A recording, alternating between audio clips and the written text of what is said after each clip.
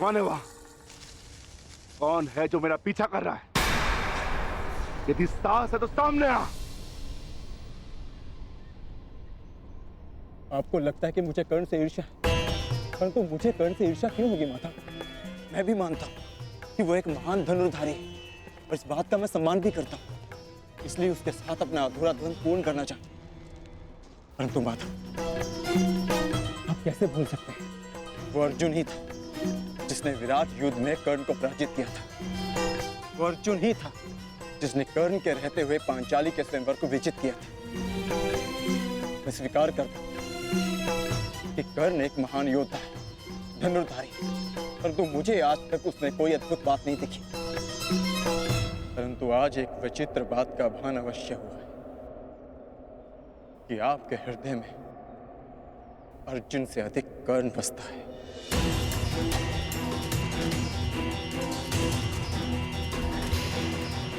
पार्थ,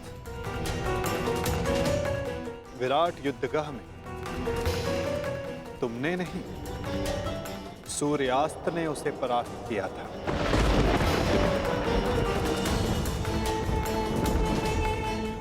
पांचाली के स्वयंवर एक सूत के प्रति क्षत्रियों के दीर्घाह ने जीता।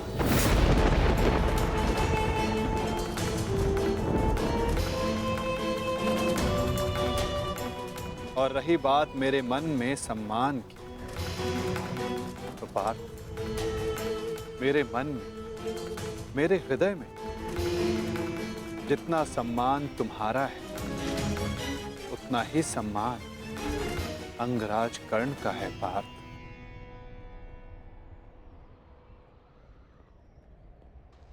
जलधारा की शक्ति का अनुमान उसकी सतह को देखकर नहीं लगाया जा सकता। पार्थ, जलधारा की शक्ति उसके भीतर छिपे उथल तरंगों में होता है। पार्थ, जिसका अनुमान समय आने पर सबको हो जाता है। सत्य सदैव वो नहीं होता पार्थ जो सबको दिखाई देता है। सत्य वो भी होता है जो हमारी दृष्टि देख नहीं सकती।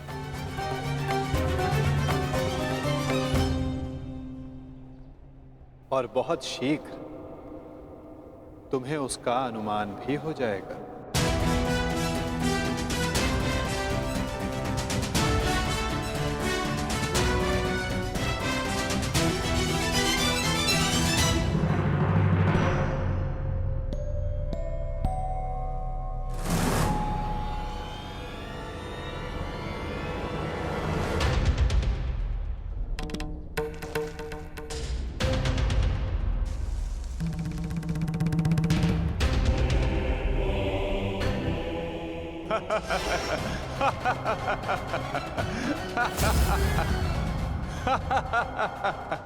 कौन हो तुम? तुम्हें अनुमान भी है? किस पर हंस रहे हो? जानते हो मैं कौन हूं? मेरा नाम क्या है? बता दीजिए ना भद्र। आपका रूप देखकर तो भय लगता नहीं, कदाचित आपका नाम इतना भयंकर हो जिसे सुनकर मेरी हंसी चली जाए। तुम जानते हो मैं कौन हूं? यदि मैंने अपना परिचय दे दिया तो तुम श्वास भी नहीं ले पाओगे। और यदि मैंने आपके कर्मों का दंड दे दिया तो आप अपना नाम भी भूल जाएंगे भद्र।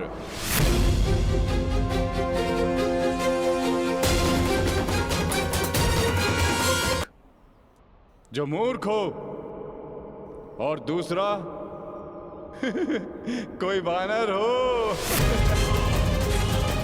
इसीलिए सोच रहा हूं कि आप कोई मूर्ख है या फिर कोई वानर। मूर्ख, तुम्हें तुम्हारी मृत्यु क्या खींचना ये?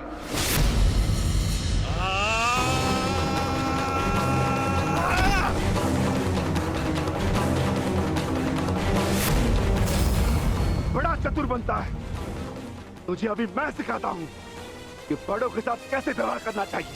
कुछ भी सीखने के लिए मैं सदा प्रस्तुत हूं भद्र। आगे बढ़िए।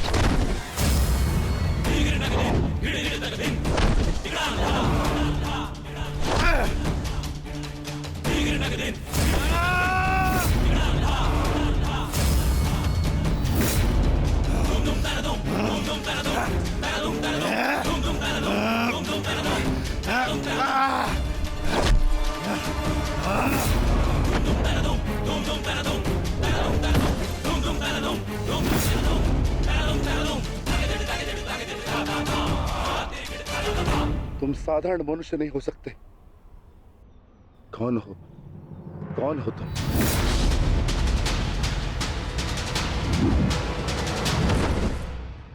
कहा था ना, अपना परिचय देना भूल जाओगे। अब सुनो मेरा परिचय। मैं हूं बर्बरीक, घटोत्कच पुत्र बर्बरीक।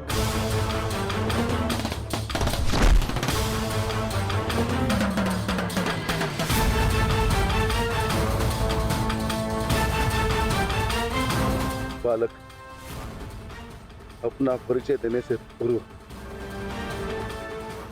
मेरा नाम तो जान लेते।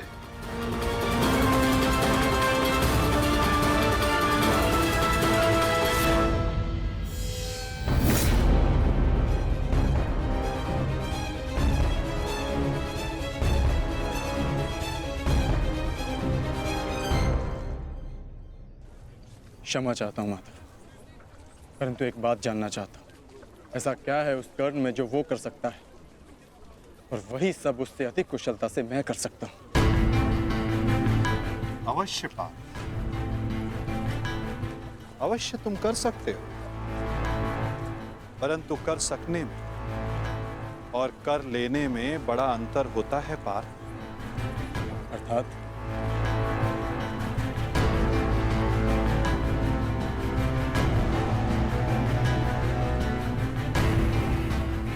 शब्द और अर्थ के फेर में मत पड़ो पार्थ, उससे कोई लाभ नहीं होता।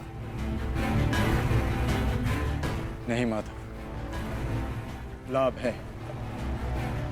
बहुत गुणगान सुन लिया कर्ण का। आज तक मैंने आपकी हर बात आंख मूंद कर मानी है, परंतु आज मुझे साक्ष्य चाहिए, प्रमाण चाहिए कि कर्ण श्रेष्ठ क्यों है। तुम्हें पूर्ण विश्वास है पार्थ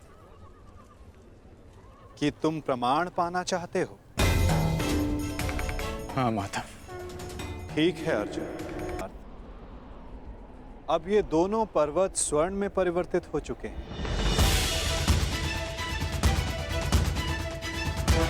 अति सुंदर।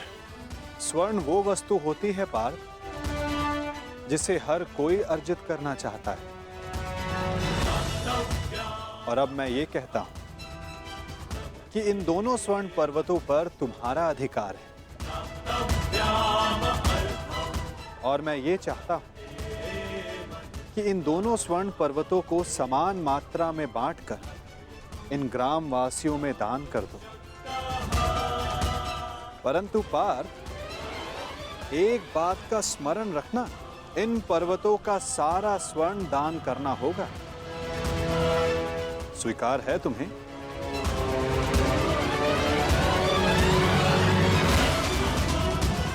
मुझे स्वीकार। आज्ञा दीजिए मां। ग्रामवासियों,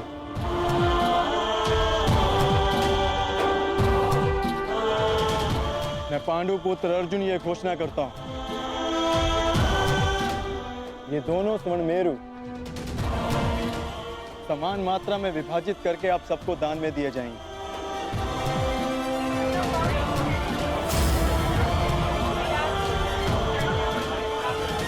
इसलिए आप एक पंक्ति में खड़े हो जाएं और अपना अपना भाग लेकर आगे जाएं और विश्वास रखिए सबको समान मात्रा में स्वर्ण मिलेगा। पांडु पुत्र अर्जुन के, पांडु पुत्र अर्जुन के, पांडु पुत्र अर्जुन के, पांडु पुत्र अर्जुन के।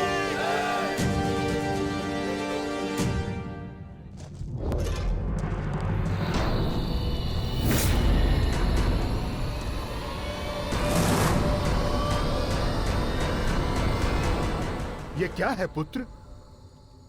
अब कौन सी समस्या उठा लाए अपने कंधे पर?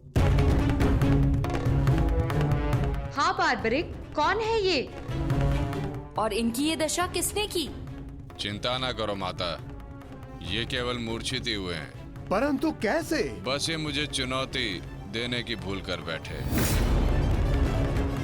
मुख से तो ये मूर्ख नहीं लगते, पर कार्य मूर्खों वाला कर बैठे।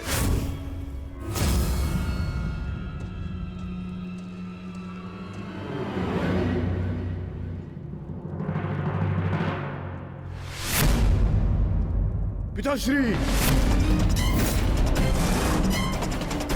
पिताश्री, पिताश्री, पिताश्री, पिताश्री, मारवी पानी लेके आओ। क्या हुआ पिताश्री? क्या हुआ? ये क्या अनर्थ कर डाला तुमने? तुम्हें पता भी है ये कौन है? ये पिताश्री है मेरे, तुम्हारे पितामह मध्य पांडव महाबली भीम है ये, जिनका सम्मान करना चाहिए उन पर प्रहार कर उनको अपमानित कर दिया। लज्जा आती है मुझे कि तुम मेरे पुत्र हो। हाँ, जो तुमने किया वो मूर्खता नहीं पाप है।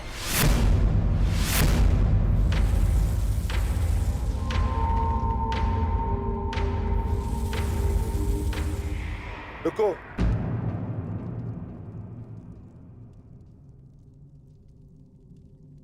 पिताश्री, मैं अपने मूर्ख पुत्र की ओर से क्षमा मांगता हूं। क्या ये मेरा पौत्र है? प्राणिपात पितामह, अपनी उद्दंडता पर मैं लज्जित हूं।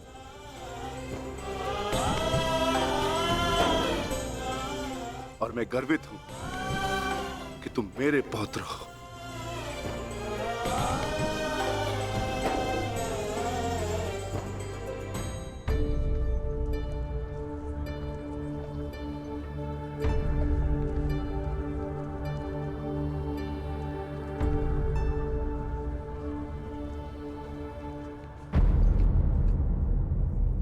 जिस भीम को जरासंध भी परास्त नहीं कर पाया, उसे धूल चटाकर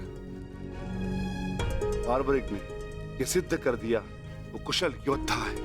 मैं बहुत प्रसन्न हूं ये जानकर कि तुम्हारी धमनियों में मेरा रक्त बह रहा है। जीते रहो पुत्र। आज बहुत समय के पश्चात तुमसे द्वंद्व करके मुझे बहुत आनंद आ गया। परंतु पिताश्री, आपके यहां आने का प्रयोजन क्या था? प्रयोजन है पुत्र, और वो प्रयोजन तुम्हें और बार्बरिक को सिद्ध करना होगा। आदेश दीजिए पिताश्री।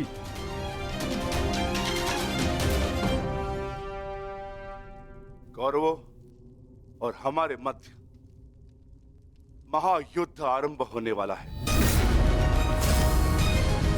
तुम मेरे वंश के वीर हो। हमारे पक्ष को शक्तिशाली बनाने के लिए मुझे इस महायुद्ध में मेरे परिवार की आवश्यकता है। मुझे मेरे कुशल और बलवान पुत्र और पौत्र की आवश्यकता है। क्या तुम मेरा साथ दोगे? हम आपके आदेश के अनुपालन के लिए प्रस्तुत हैं पितामह। इस युद्ध में आपके लिए प्राण देना हमारे लिए गर्व की बात होगी। मेरा परिवार मेरे साथ है, तो इस महायुद्ध में हमारी विजय निश्चित है।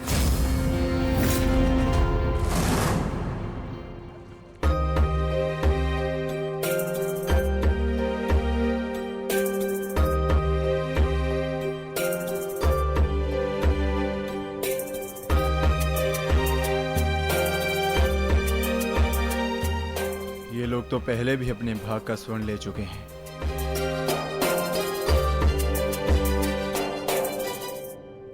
ये लीजिए माते। पुत्र,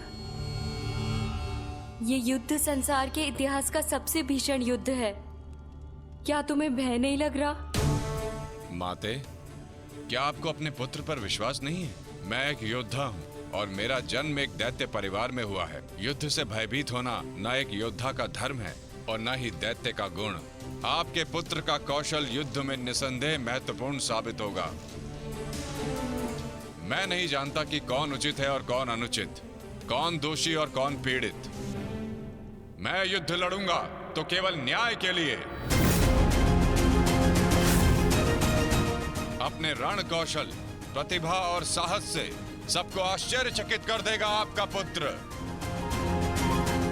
मुझे तुम पर गर्व है पुत्र। मैंने स्वयं को वचन दिया है माते कि युद्ध में मैं निर्बल पक्ष की ओर से ही लड़ूंगा। चलें पुत्र। अवश्य पिताश्री।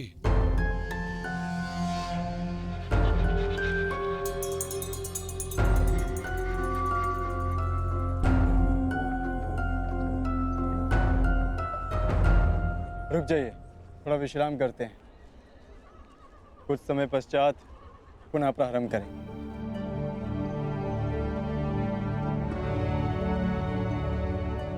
क्षमा चाहता हूं माधव, परंतु मैं ये जानना चाहता हूं कि आपकी ये परीक्षा कब समाप्त होगी।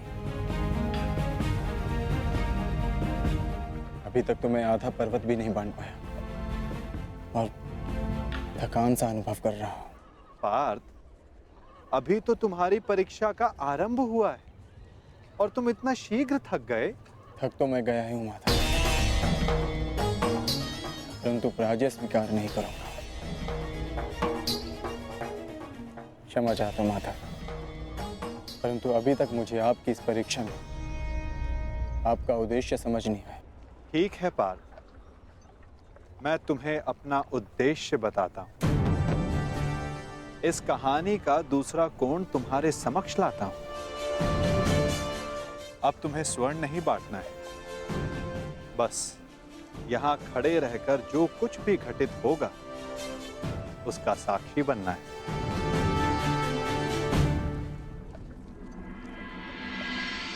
दिव्य दृष्टि से बाण शक्ति से जीते ये सारा रण।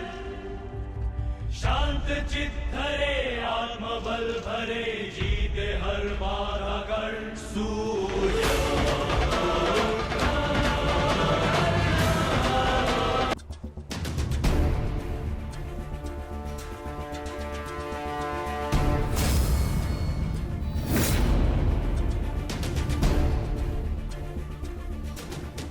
अब इन स्वर्ण पर्वतों पर तुम्हारा अधिकार है और मैं चाहता हूं कि इन स्वर्ण पर्वतों को तुम समान मात्रा में बांटकर इन ग्राम वासियों में दान कर दो। परंतु एक बात का स्मरण रखना मित्र, इन दोनों स्वर्ण पर्वतों का सारा स्वर्ण दान करना होगा। जो आदेश वासुदेव।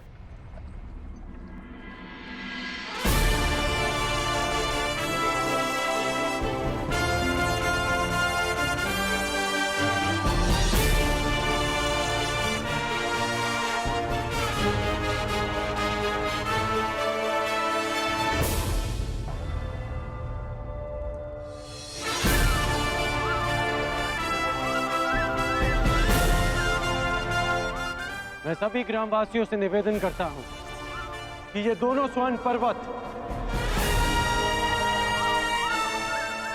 अब आपके अधीन है। आप सब जाकर इस सारे स्वर्ण को आपस में समान भाग में बांट लें।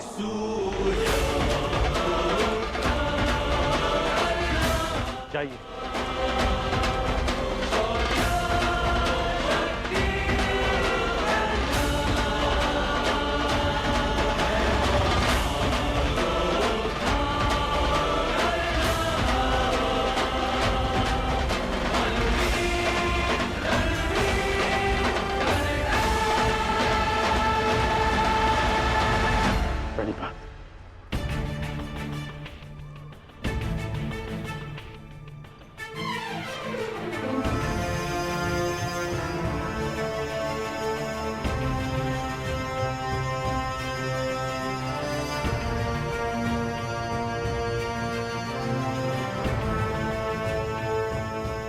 तुम्हें ये स्वर्ण इन ग्रामवासियों में बांटना था,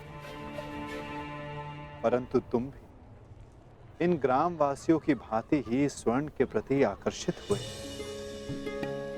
कदाचित तुम स्वर्ण को ऐश्वर्य और सम्मान प्राप्त करने की वस्तु समझते हो। तुमने अपने अनुमान से इस स्वर्ण को इन लोगों में दान किया, परंतु तुम्हें इसका ज्ञात नहीं था कि किसको कितनी आवश्यकता है। और कर्ण के